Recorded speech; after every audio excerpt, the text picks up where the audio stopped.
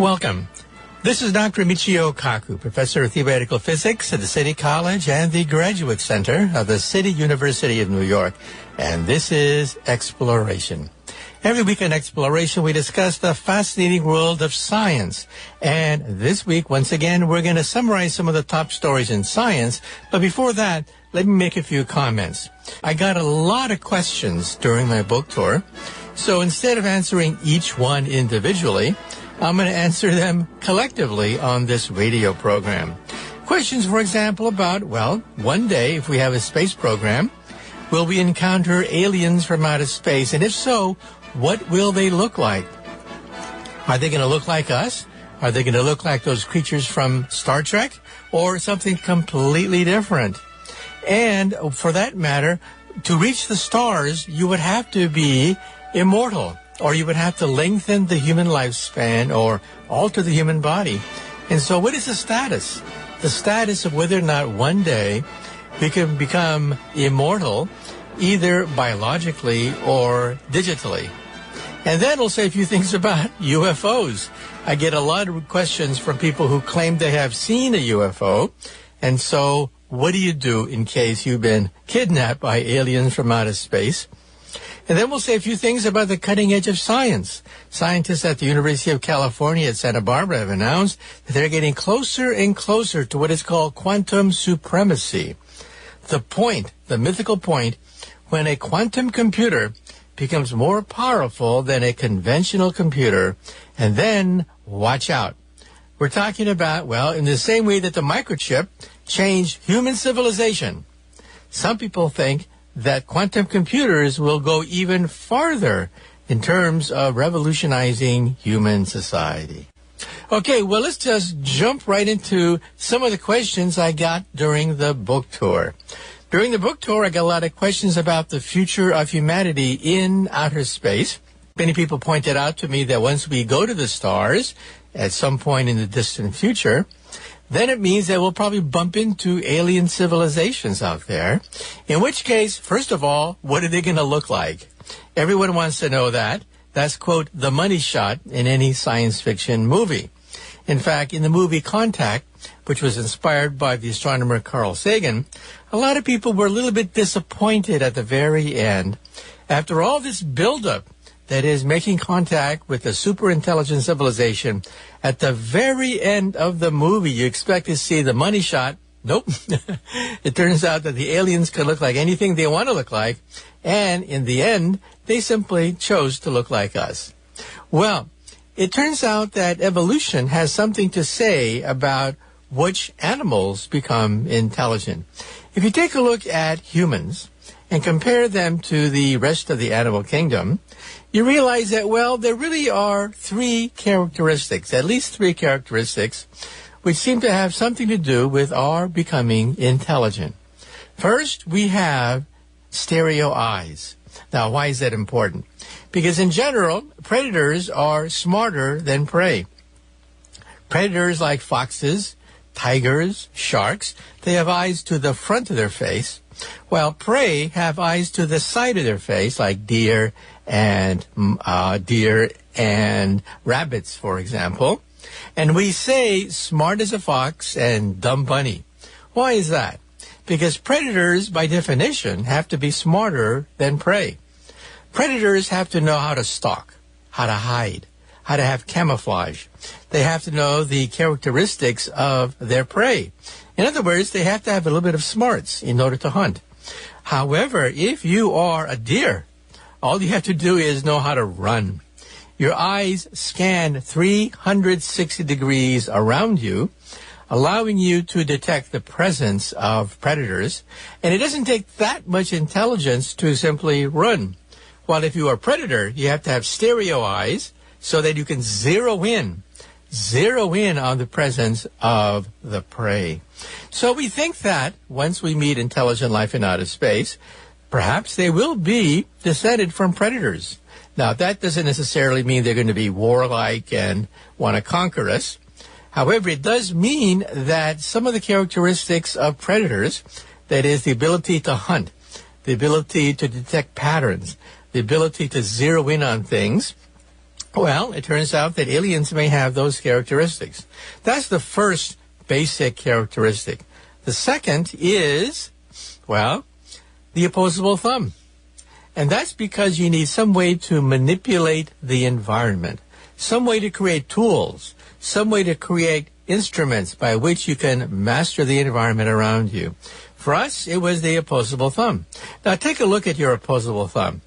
It turns out that the size of your grasp is roughly the size of a tree branch in Africa a few million years ago. That's right.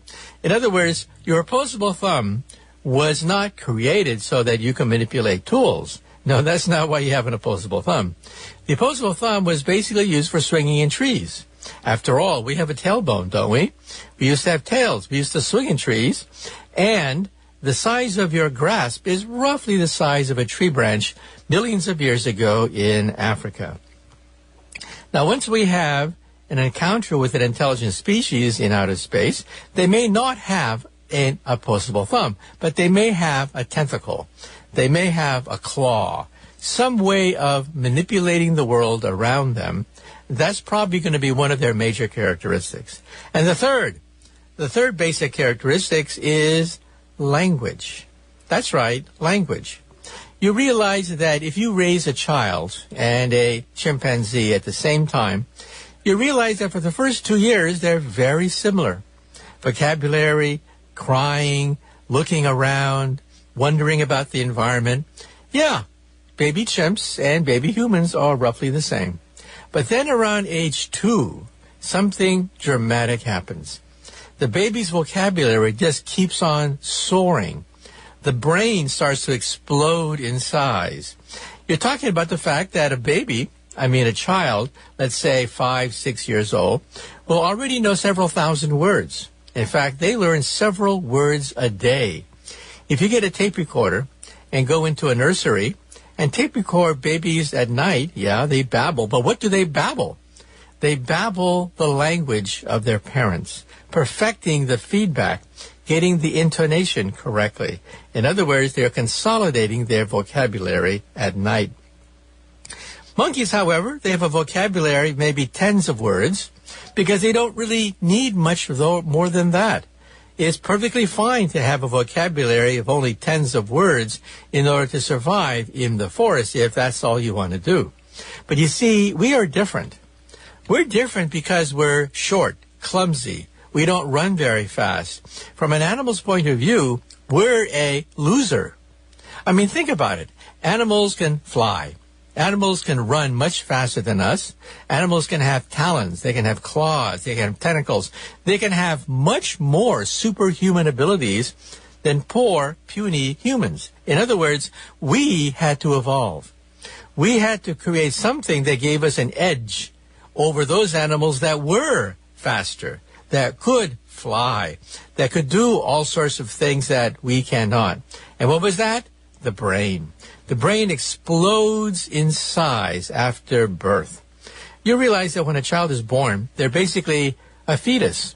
That is, the brain is not well formed at all. But after they're born, that's when the brain starts to really explode in size outside the womb. Now, why is that? Anthropologists believe that it's because of the size of our birth canal. That was the price we paid for walking upright. The fact that we walk upright puts a limit to how big the birth canal can be, and therefore puts a limit in terms of the size of the brain at birth. But we need a lot more brain power to survive and compete in a forest where we are maladapted, where we don't run fast, we can't fly, we don't have talons, we don't have claws, we don't have big muscles. No, in order for us to be competitive with all the other animals, we had to expand in brain size. And that's why the brain explodes in size after birth. Now, you realize that this has, in some sense, biblical implications. Because what was the penalty to Eve for giving the apple to Adam? According to the Bible, it was pain in childbirth. So why do women have pain in childbirth? It seems so unnecessary. It's because of the explosion in the size of the brain, but the size of the birth canal, because of mechanics, is already at the maximum size, And that's why women have pain in childbirth, because in some sense, it's the punishment for knowledge, the punishment for a big brain. And in fact, when kids get older, why do they like to play? If you ever looked at children playing, playing consists of basically copying human society, taking a small little snippet of human society and working out the consequences. Well, some people think that the reason for play is precisely so that young children can digest the complexities of human behavior. Human society is quite complex. You have hierarchies, you have emotions, you have status symbols, you have politeness, etiquette. It's very complicated. So how do children learn it? By playing, by capsulizing a snippet of human society, like cops and robbers and cowboys and Indians, by capsulizing a snippet of human society and then going through it over and over again till kids, quote, get it. So in other words, the price we paid for a human brain was huge. We paid an enormous price. It takes 18 years or more for the brain to reach maturity. While in the animal kingdom, when a horse is born, I mean, by golly, after a few hours, they're running with the pack. In fact, if they don't run with the pack, they die. It's as simple as that. So for horses, they don't need a big brain. But you see, the big brain gave us a competitive advantage, and that's why we like to play. So the point I'm raising is, one day in the future when we do make contact with intelligent life in outer space, chances are they're not going to look like us, but they'll have some kind of stereo vision or maybe sonic vision or some sensor that allows them to hunt for prey. 2, some way to manipulate the environment. It could be a tentacle, claws, or opposable thumb or whatever.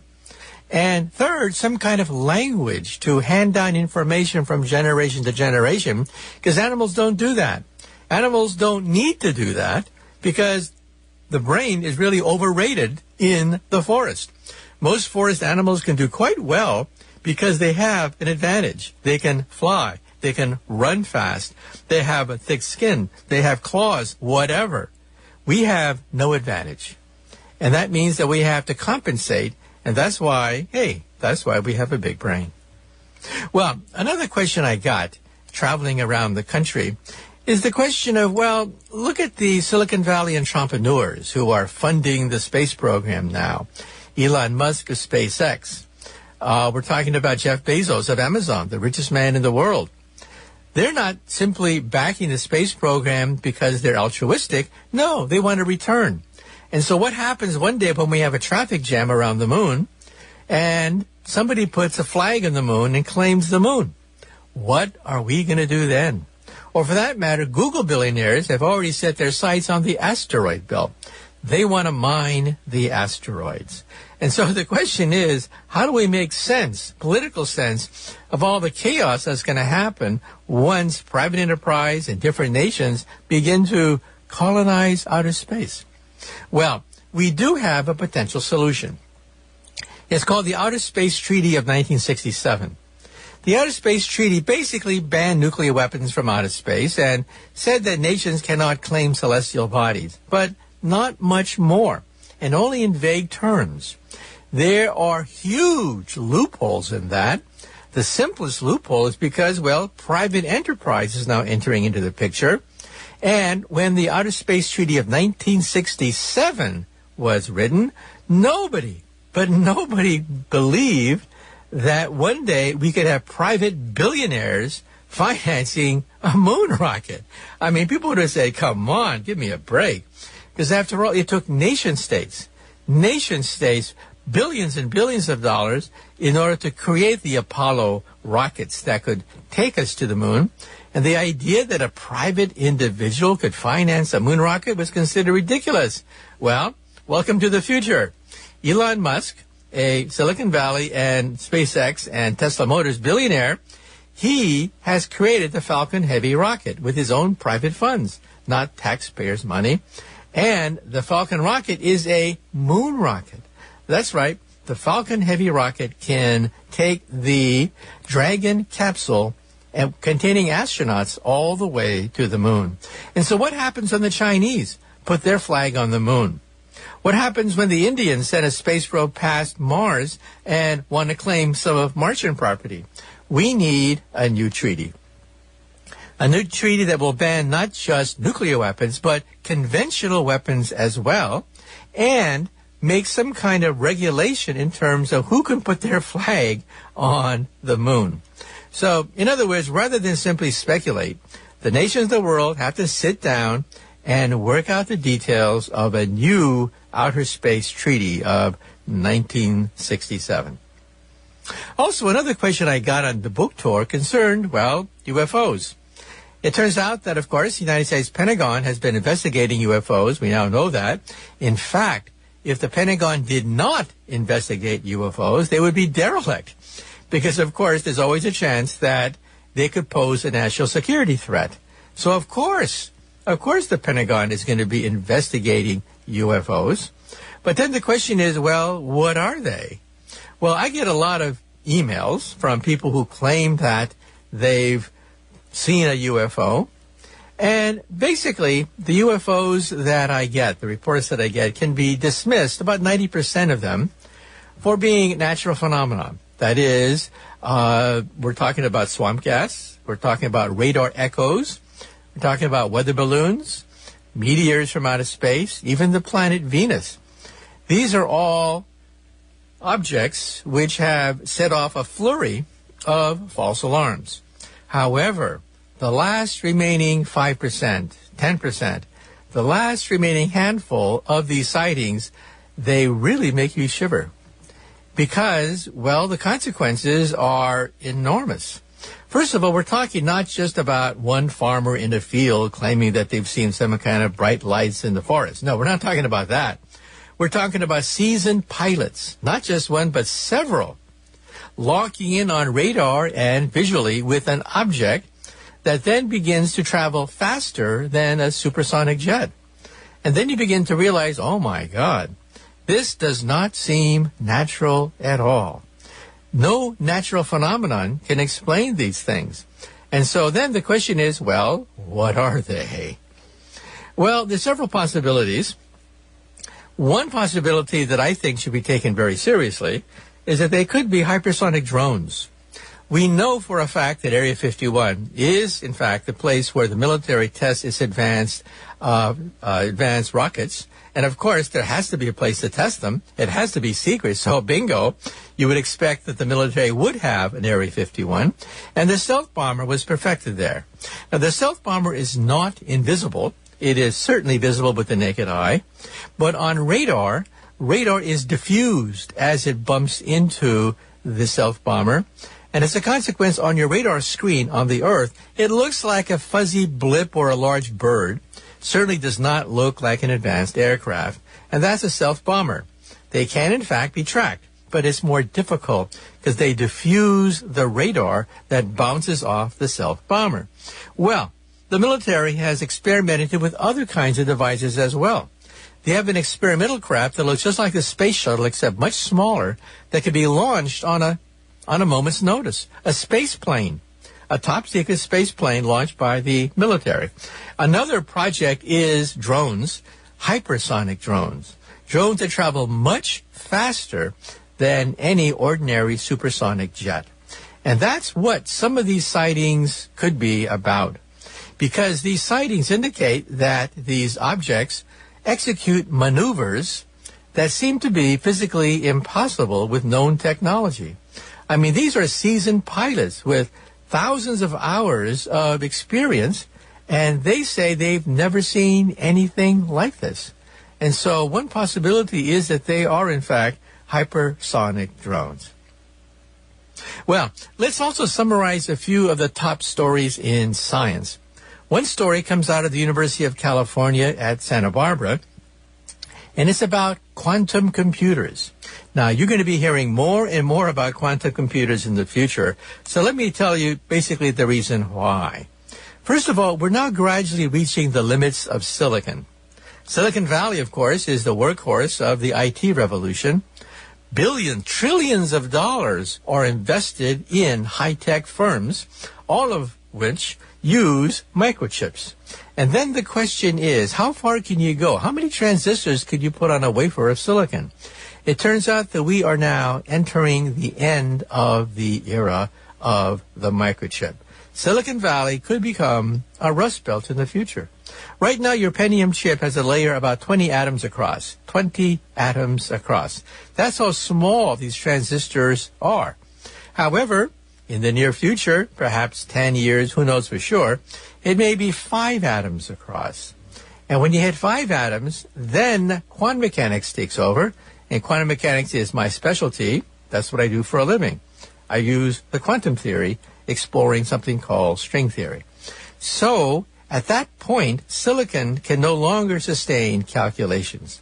We have to go to a higher computer, a computer that computes on atoms.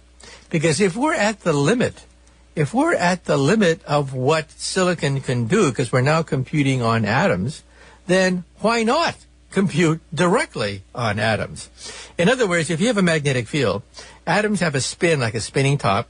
You can align them with regards to the magnetic field. So they spin up, let's say. That would correspond to the number 1. When you flip it and the atom spins upside down, that's the number 0.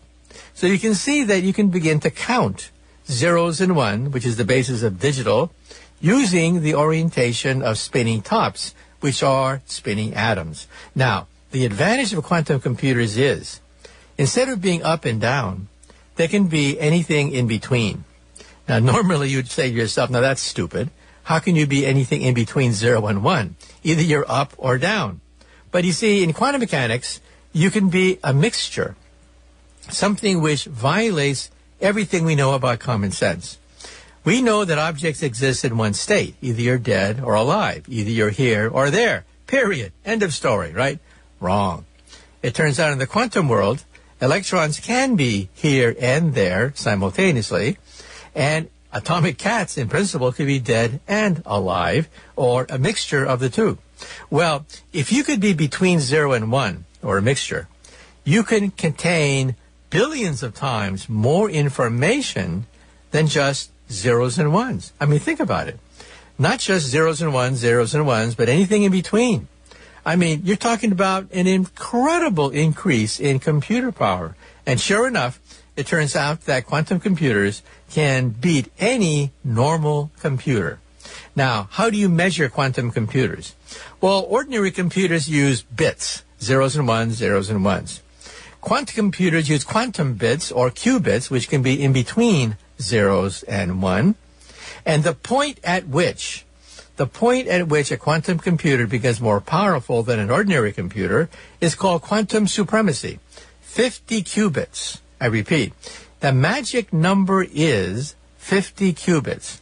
If somebody announces in their basement laboratory that they've perfected a quantum computer that can compute on more than 50 qubits, you could change world history. You could rewrite the history of the human race. I mean, think about it. Think of what the microchip did to our civilization, giving us the high-tech evolution. Think of what could happen if one day somebody creates a quantum computer. Now, what can you do with a quantum computer? Well, first of all, the CIA, the NSA, and all the intelligence agencies around the world are very much interested in the status of quantum computers. In fact, I spoke in Moscow just a few months ago, and in the audience was Medvedev, the former president of the Russian Federation. And yeah, one of the topics of discussion was quantum computers. Because, let's face it, people are onto something. They know that Silicon Valley could one day become a rust belt. The mantle of scientific progress could shift away from the United States to another country which perfects the quantum computer. Now, what's the catch? There's always a catch someplace, right? The catch is that precisely because you are computing on atoms, the slightest disturbance can ruin the calculation. Somebody sneezing a mile away, in principle, that could destroy the entire calculation. Now, when two atoms are vibrating in unison, that's called coherence. We want coherent atoms in order to do calculations. But when the atoms go out of phase. They're jumbled up, they're random, they're chaotic. That's called decoherence. So in one word, you can summarize a $1 trillion question. The fate of nations, the fate of the world economy may depend upon one word, and that is decoherence. Can you prevent a quantum computer from dribbling into nonsense by random fluctuations as somebody sneezed a mile away? Can you prevent that? Or can you get a pure form of atoms vibrating in unison that will give you the ability to do calculations like break foreign codes? It turns out a quantum computer can break any known code because codes are based on digital, and digitals are simple compared to quantum qubits. In fact, we know the CIA is interested in this. It turns out the CIA has all these leaked documents. Incredible. So many documents leaked from the CIA because someone steals a chip or a thumb drive from the military. We know from these documents that, yeah, the CIA has looked into it, but it's not ready for prime time yet. The decoherence problem is so far so great that no one has been able to hit the magic number of 50 qubits. At that point, history may shift. So the question is, when will this take place? Well, quite frankly, I don't know. Nobody else on the planet Earth knows. But think of the consequences. It could take several more decades before we reach it. But when that point is reached, human history can shift as a consequence. Just think about it. Think of what the microchip did for us in the last several decades. Think of what a quantum computer could do in the coming years. Good day.